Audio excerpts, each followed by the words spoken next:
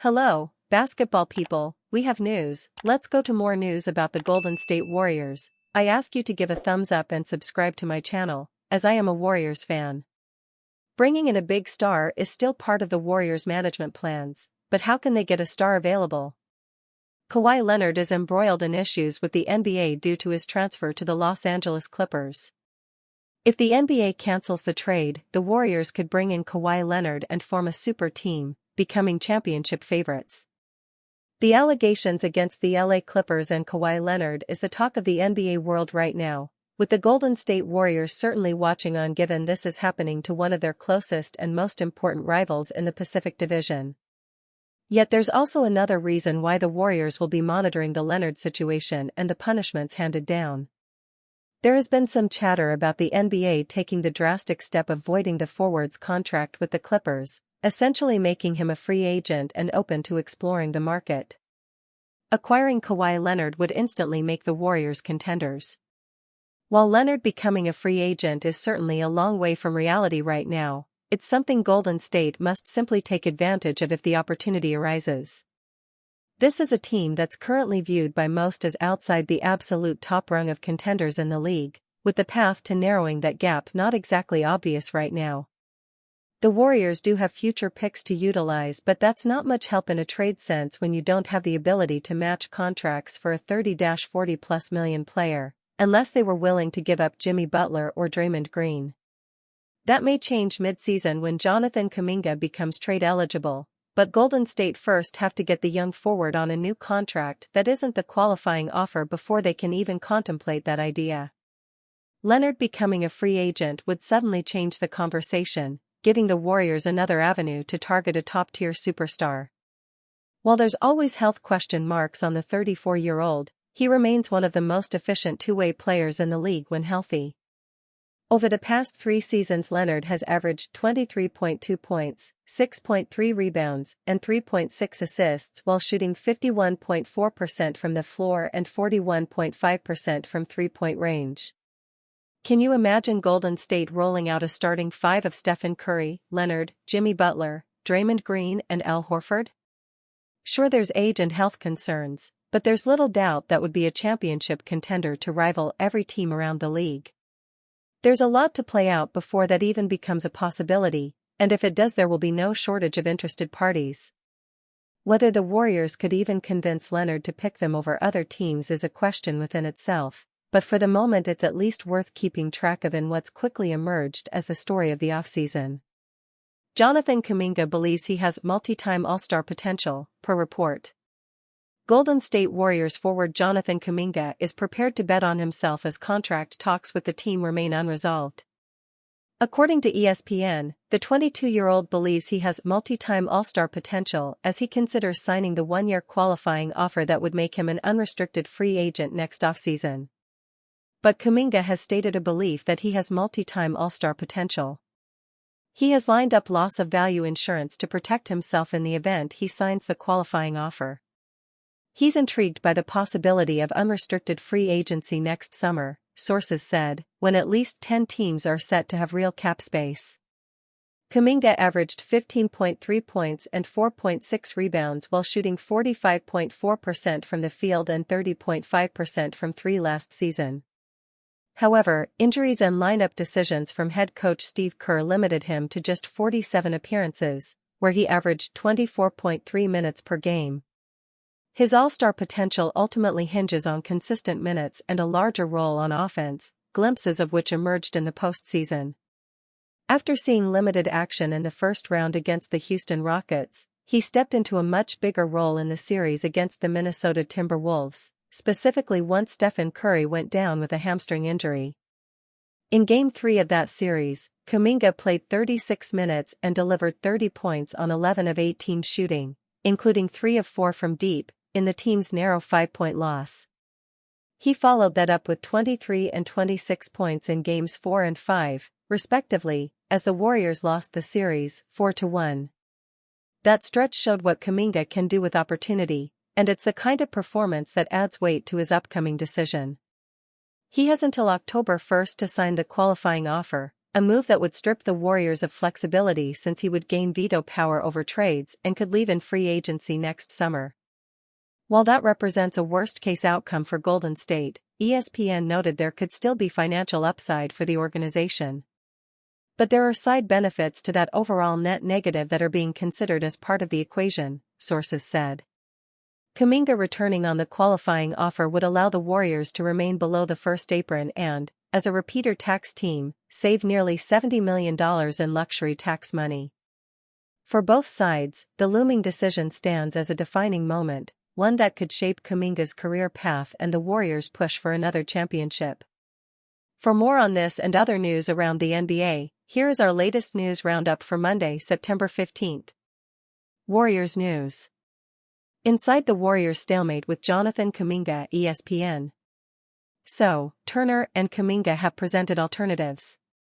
One of the latest counters, sources said, came in the past week, 1 year on a negotiable number, presented as a souped-up version of the qualifying offer, getting Kuminga a financial bump, up from $8 million, and unrestricted free agency next summer while wiping away the inherent no-trade clause and allowing the Warriors to use him as an expiring contract at the deadline.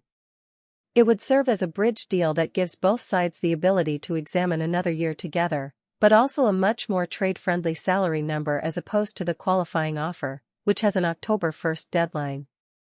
It is similar to a concept the Brooklyn Nets proposed to Cam Thomas. Dunleavy declined the concept, sources said, and it is Lacob who is apparently against the balloon 1-year offer, leaving the Warriors too vulnerable to losing Kuminga next summer for nothing. Kuminga contract standoff puts Warriors starting center plans on ice.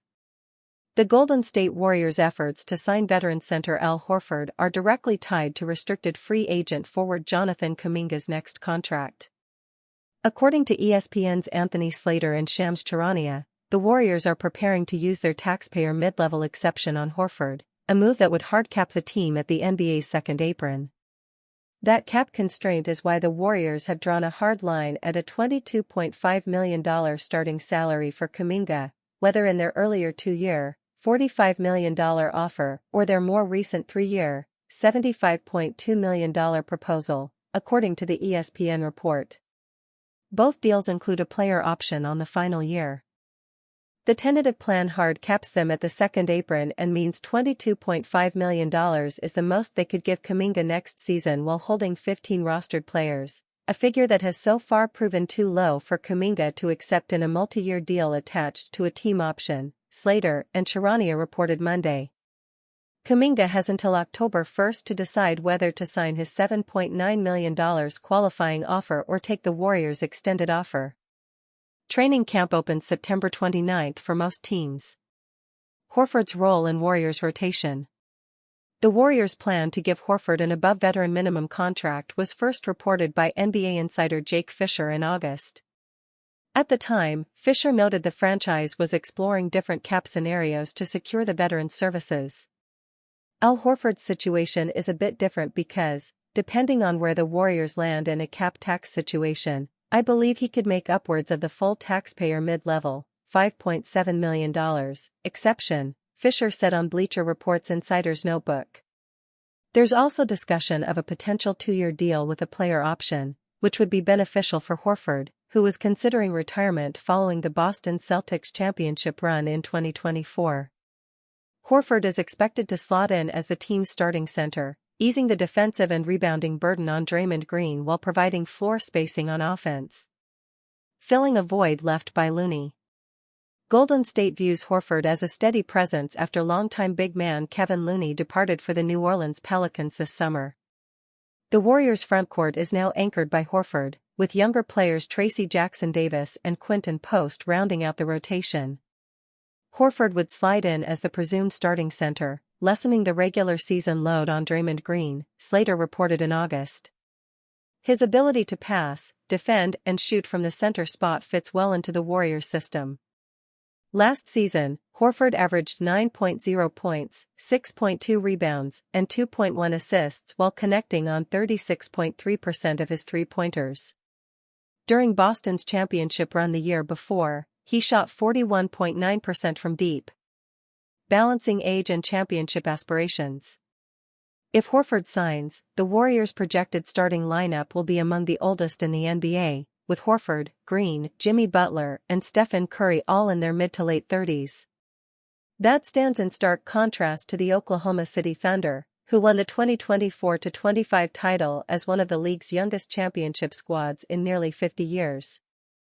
Horford, 39, will not be asked to play heavy minutes on back-to-back nights. Golden State faces 15 such sets in 2025-26, tied for second most in the league. Instead, the plan is to manage his workload while keeping him available for key matchups and postseason play. Decision time for Kuminga. The Warriors' path forward hinges on Kuminga's decision. Without clarity on his contract, Horford remains in a holding pattern. Those around the league continue to ticket Horford to the Warriors when free agency dust settles, Slater reported. The Kuminga situation continues to hold up business for them. For Golden State, the balance between youth and experience, and between flexibility and financial constraint, will define whether they can reload for another deep playoff run. Warriors could reunite with 5x All-Star, Thomas Muller. The Golden State Warriors have a clear group of players that are expected to sign once Jonathan Kuminga's free agency is settled, but perhaps another veteran name could be added to the list of potential additions to the roster. Kevin Love's arrival at the Utah Jazz earlier this offseason was always expected to be short-lived, with a rising expectation that the veteran big man will secure a buyout with the franchise before suiting up for a single game. Warriors could get the chance to reunite Kevin Love and Jimmy Butler. Love, of course, is a recent former teammate of Jimmy Butler's at the Miami Heat, having appeared in 91 games together, which included an historic run to the NBA Finals as the 8th seed in 2023. Love spoke in August following Butler's trade to the Bay Area about their relationship on and off the court, with his words suggesting that the two would be open to a reunion if Golden State were interested in the 5x All-Star. It was certainly tough to see him go because we were close away from the floor. And on the floor, we meshed and played well together. I felt like I spaced the floor for him.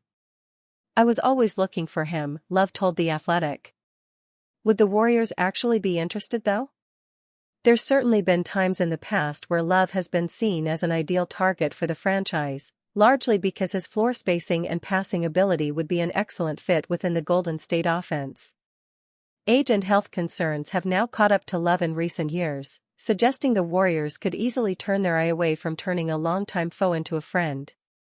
The 37-year-old only appeared in 23 games for the Heat last season, having spent time away from the franchise to deal with personal matters. When he was on the floor, Love certainly didn't resemble the sort of player that had once made him one of the best big men in the league.